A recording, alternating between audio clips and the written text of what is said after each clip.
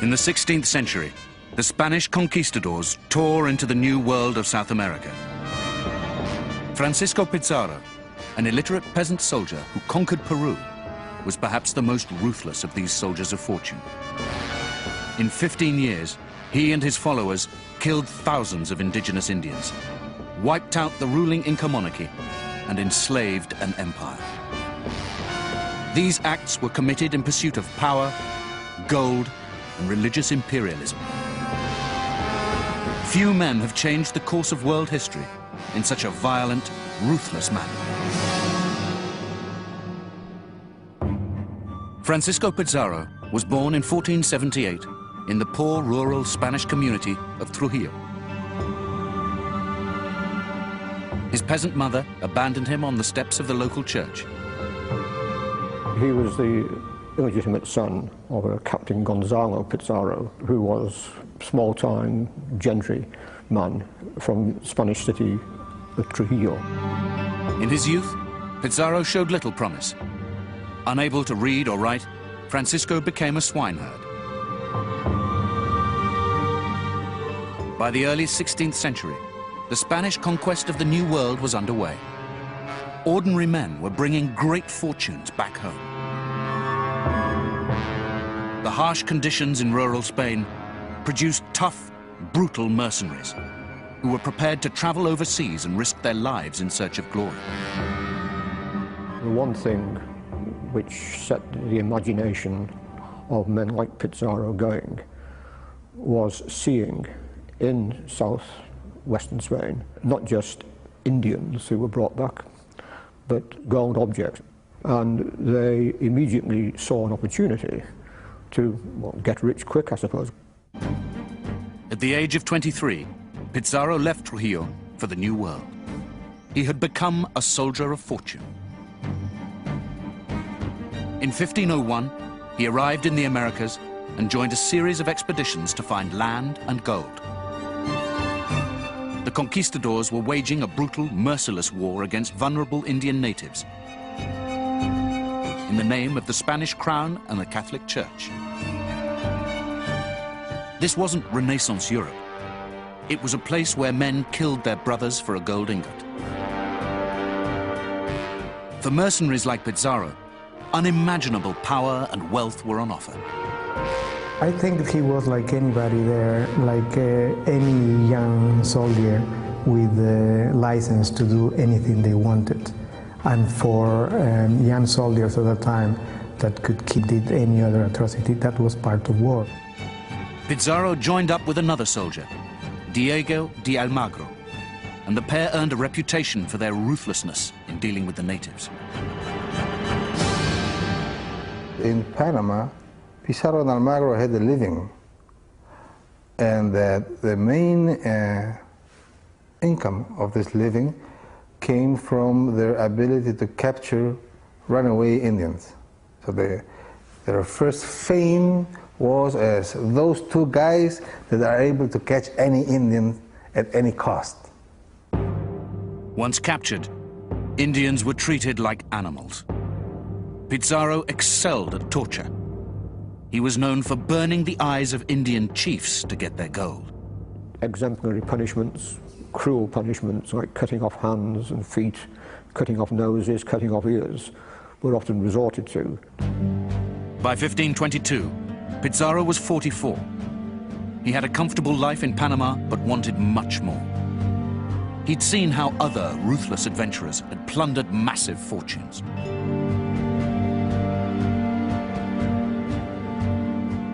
A fellow Spaniard, Cortés, had conquered Mexico and accumulated great wealth by seizing Aztec gold.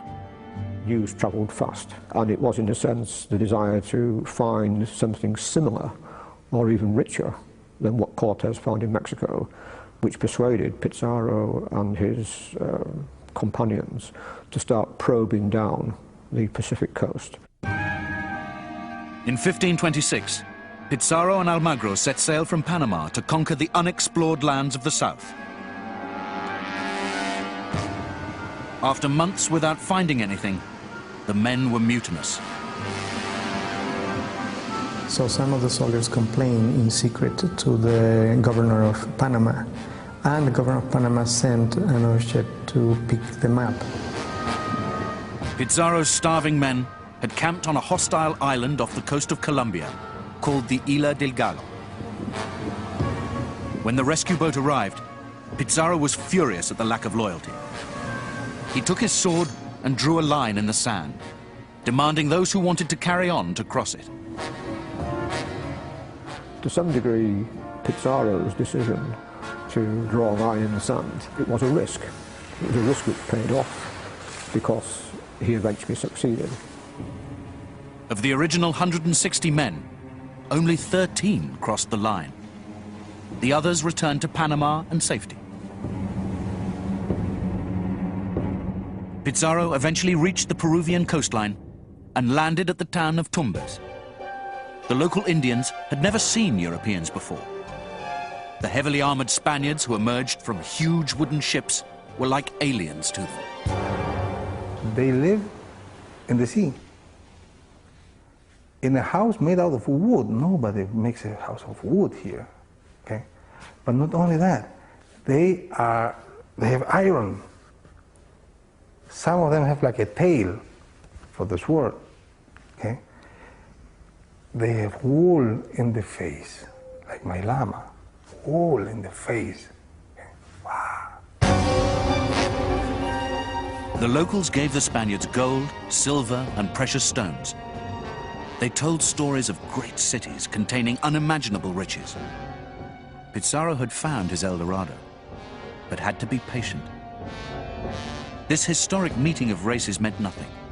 Pizarro simply ordered one of his soldiers to scout the town for a future attack when he returned with reinforcements. Pizarro went back to Spain and triumphantly headed for the town of his birth. Pizarro was drawn to his hometown of Trujillo, partly because of its tradition by now of sending fit, able, competent young men, many with some sort of military experience, to America. He was drawn by the whole family network. He recruited his half-brothers, Gonzalo, Juan, and Hernando.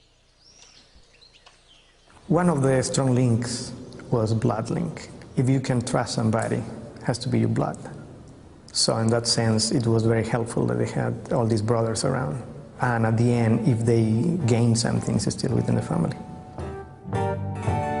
Before he could return to Peru, Pizarro needed approval from the Spanish king, Charles V. The monarchy was an enthusiastic supporter of the idea that it might become richer and more powerful, and that through the monarchy, Spanish civilization would become more important, greater, more recognized by the rest of Western European Christendom. Charles V was about to extend his territory. 2,000 miles away in Peru, the Inca Empire was in disarray. There had been a vicious civil war in Peru before the Spaniards arrived.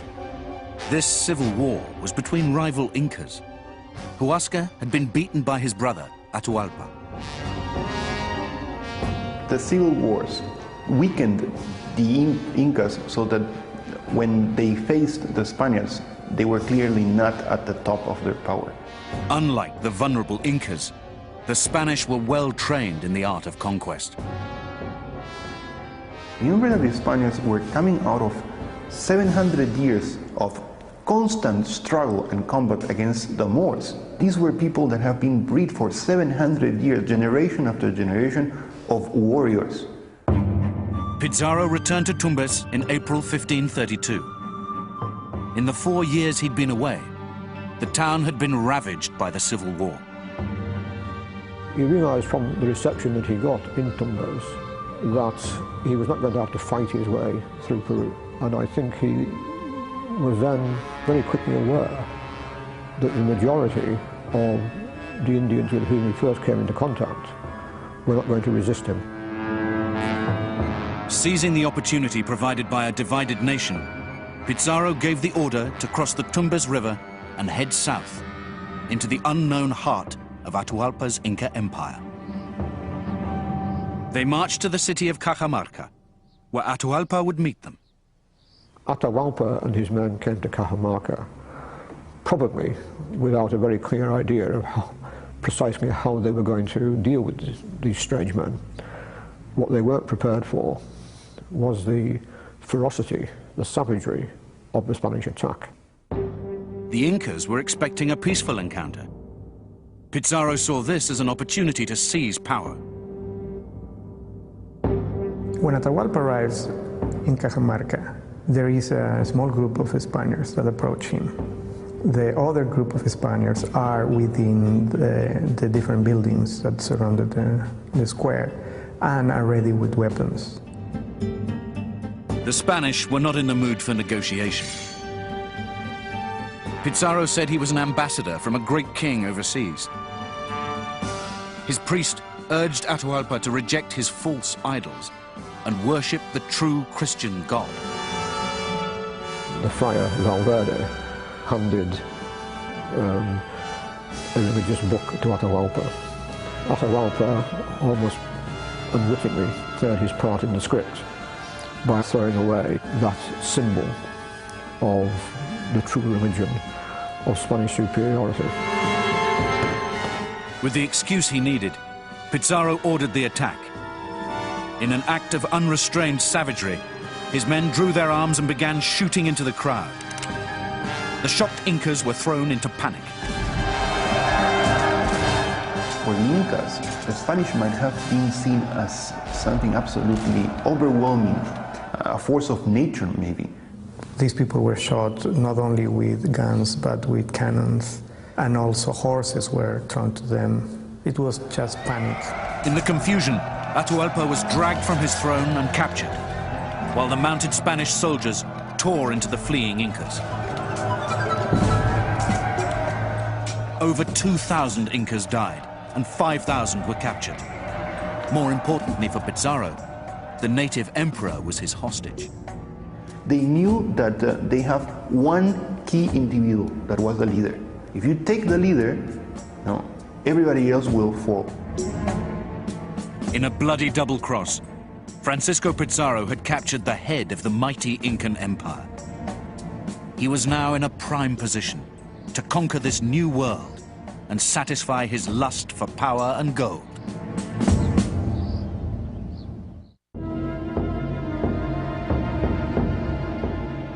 Francisco Pizarro had launched his conquest of Peru and taken the Incan Emperor Atahualpa hostage.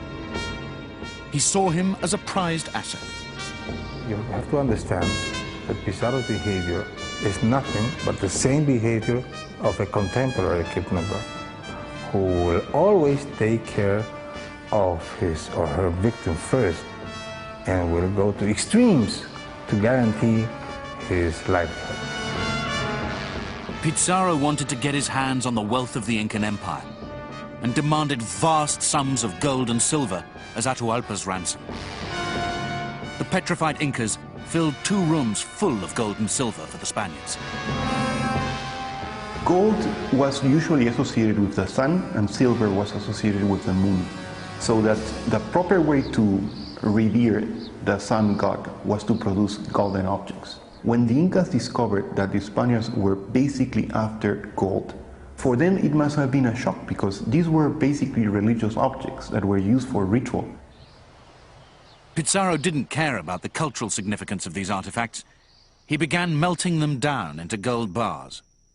When all had been melted down, the Spaniards had 13,000 pounds weight of gold. That's about 6 tons of gold and 26,000 tons of silver in bars. Pizarro's men had been promised fortunes when they set out. After their military success, they were each rewarded with a share of the booty. They were obsessed by gold because they never saw that amount of gold in their lives. And they got so much that everything became very expensive. You want to buy a horse, you had to pay the amount of money you could buy 3 houses in Spain. Why? Because everybody had gold. While Pizarro satisfied the greed of his men for the time being, he kept up a facade of friendship with his prisoner. Pizarro had a very strong relationship with Atahualpa It was openly strong, it was well rehearsed, but it was only because it was in his best interest. It was part of his policy. Atahualpa remained under close guard. He grew increasingly dependent on the Spanish and was even coerced into ordering the death of his rival brother, Huascar. Pizarro had stayed long enough in Cajamarca. His scouts told him of many new territories offering greater riches. After 12 months in captivity, Atahualpa was outgrowing his usefulness. I think Pizarro knew that if he was going to take control of this empire, that killing Atahualpa would not only get rid of an enemy who'd served his purpose, it would assist him in projecting himself to the very heart of the Inca Empire. After befriending the fallen emperor, Pizarro betrayed him. Atahualpa was found guilty of treason and condemned to death by burning at the stake. For the Incas, the sentence was horrific. They believed that burning would deny their emperor an afterlife. In order to keep his soul, Atahualpa was forced to accept baptism. He was then garroted in Cajamarca on the 26th of July, 1533.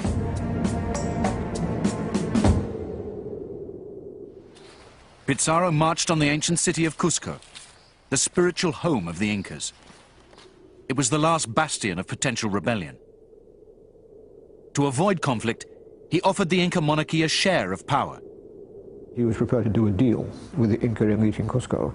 So it's a skillful combination of force and diplomacy. Pizarro crowned a puppet king, Manco Inca. Manco Inca was used by the Spaniards. He was prepared to collaborate with them in return for being given the title of Inca, and in return for his extended family being, in theory, confirmed in its position. Now dominant in the city, Pizarro encouraged his soldiers to enjoy the fruits of their labor. They looted religious temples for gold. This is where you see his politics of mixing bloods very conveniently. He would never allow an indigenous noble girl to marry a man that was not part of Pizarro's team. Pizarro was also in dispute with his old partner, Almagro, who felt he and his men hadn't had a proper share in the spoils of conquest. To placate him, Pizarro sent Almagro to the unknown lands to the south, where he could claim what he found as his own. Francisco Pizarro left Cusco to set up his new capital of Lima on the coast. He left two of his brothers in charge of Cusco, but Juan and Gonzalez lacked the leadership powers of their half-brother. We have a number of accounts of the Spaniards fulfilling the almost stereotyped role of aggressive, ignorant, greedy, bloodthirsty conquerors. The conquistadors were out of control. Their greed and bad behavior caused resentment amongst the Incas. It was so rude and so rough that a few of them left everything, went back to Spain after seeing what was going on. In 1535, the frustrated puppet leader Manco Inca was caught trying to raise resistance against the Spanish. He was clapped in irons, tortured, and publicly humiliated. Well, Manco's life is tragic. He starts as a puppet Inca. He then is humiliated. He was at least clever enough to run away. One night, Manco slipped out of Cusco and grouped together a significant Incan army. Now, the Incas were fighting not only for their lives, but for the existence of their race. In May 1535, the oppressed people of Cusco rose up and fought the Spanish forces in the hills above the city. Despite their limited technology, the Incas managed to take control. They certainly succeeded in capturing the city of Cusco, which they held for about a week. The Incas may have beaten the Spanish had Pizarro's old partner Almagro not returned from his expedition to reinforce the struggling Spanish forces. He arrived back, however, in Cusco just in time to ensure that Manco Inca's revolt would not succeed. And he then installed himself in command in Cusco. Almagro still felt cheated by Pizarro. His conquest to Chile had been fruitless. He decided to take matters into his own hands. There was a power struggle, effectively, between Almagro and Pizarro, each of whom could claim with some justice to have the crown on his side. Pizarro wanted to get rid of his troublesome partner, but he was now the respectful governor of Lima and didn't want to get his hands dirty by murdering a successful conquistador and subject of the king. It was he who had authorized his brother Hernando to put together the force which defeated Almagro. Almagro was caught and executed in Cuzco. His head was displayed as a warning to other would-be rebels. With the threat to his power extinguished, Pizarro played the part of a Spanish colonial governor. He built himself a governor's palace on the main square in Lima. He essentially enjoyed the fruits of his success in Peru. In 1541, Don Francisco Pizarro was 63 years old. One evening, a band of assassins surprised him as he ate dinner in his residence. Although he fought desperately, he was overpowered and slain. He was killed by the avenging son of Almagro, his former friend. The fatal blow went through his jawbone, through his jugular, and actually severed the upper part of his spine, his spinal column. There were, I think, 70 other wounds found on the remains. He was the subject of a violent, frenzied attack. It was certainly, in a very obvious way, revenge by the Almagrists. After successfully conquering a nation and destroying an indigenous race, Francisco Pizarro was murdered by his own people.